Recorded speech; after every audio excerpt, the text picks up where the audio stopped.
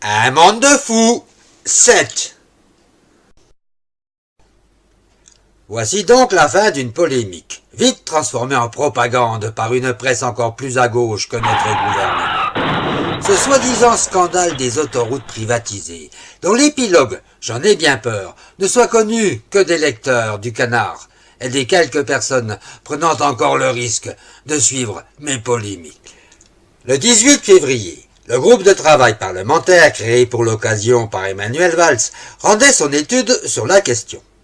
Le taux de profit des trois principaux réseaux sont de 7 à 8%, très loin des 20 à 24% dénoncés par l'autorité de la concurrence le 17 septembre 2014. Mais mieux, certaines sociétés ne sont qu'à 3 ou 4%. Comment expliquer une telle bévue? Eh bien, l'autorité de concurrence avait tout simplement oublié le remboursement de quelques dizaines de milliards que ces mêmes sociétés ont empruntés. Et ça prouve bien le sérieux de nos administrations. Plus il y a de monde, et moins le travail se fait. Mais ce rapport montre aussi qu'il en coûterait 40 milliards à l'État, c'est-à-dire à nous, pour les renationaliser, entre indemnités et surtout reprise de leurs dettes, ce qui a vite calmé leur ardeur. Et quand je pense que des Français ont manifesté pour ça, oui, cette logique descend dans leur esprit.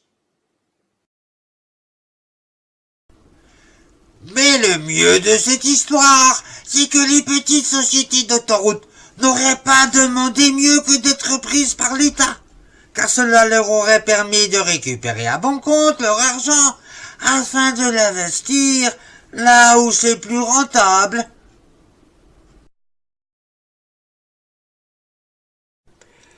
Voilà comment une certaine partie des Français se laisse bien avoir par ces affaires.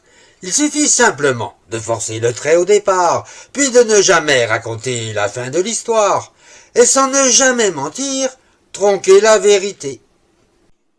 Waouh! Ça me rappelle la soirée d'hier soir avec mes deux copains. Formidable cette arrivée de l'extrême gauche en Grèce. Après des semaines de tractations, négociations, chantage et testostérone déployés, ils sont tout de même arrivés à changer le sens des mots, le sens même de notre vocabulaire. Alors, quand je vous disais que chaque mot avait un sens particulier, elle ne devait être employée qu'avec parcimonie. Oui, encore une de mes copines. J'avais raison. Alors voici, grâce à cette force obtenue par un vote populaire, mais qui cependant ne peut pas être contraire aux engagements pris et qui maintient ce pays en survie, étant donné que c'est nous qui payons leurs fonctionnaires, comme s'ils n'étaient déjà pas assez nombreux chez nous.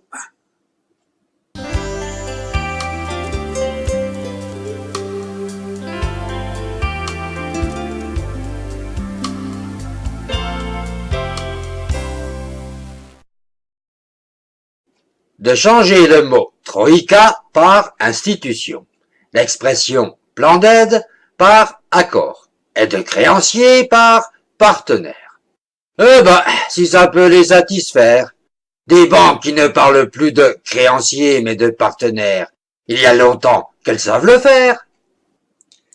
Et c'est pour cela que ceux qui s'imaginent que par un vote, ils vont transformer leur vie, sans tenir aucun compte des réalités, ne peuvent se contenter que de rêver, et se heurteront toujours au mur de la réalité.